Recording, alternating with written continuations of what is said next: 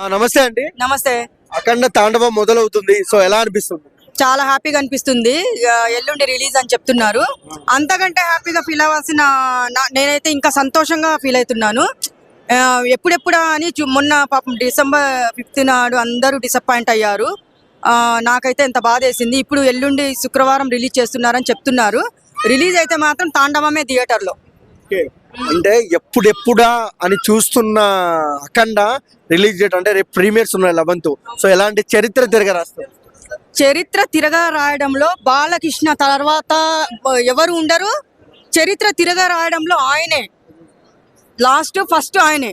ఎందుకంటే ఆయన ఇప్పుడు ఇంత ఏజ్ వచ్చినా కానీ ఆయన డైలాగులు కానీ ఆయన యాక్టింగ్ కానీ ఆయన పవర్ఫుల్ పంచులు కానీ వేయడంలో మాత్రము ఫైట్స్లో కానీ మైండ్ బ్లాక్ చేసేది ఒక బాలకృష్ణనే.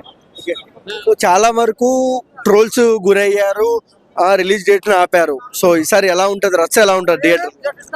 రచ్చ డబల్ త్రిబుల్ అనుకోవడం కంటే మామూలు రచ్చ ఉండదు. రచ్చ రంబోలానే. ఆ సినిమా కోసమే వెయిట్ చేస్తున్నాం అందరము. మామూలుగా రచ్చ ఉండదు. నాకైతే హ్యాపీగా ఉన్నా.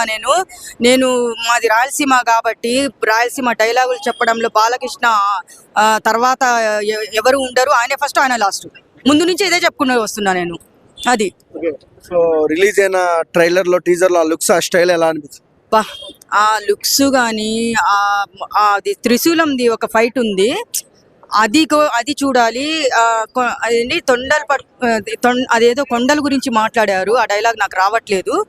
ఆ డైలాగు చెప్పేటప్పుడు థియేటర్లో సౌండ్ అది ఆయన డైలాగుల కంటే జనాల సౌండ్ ఎక్కువ అయిపోతుంది నాకు తెలిసి.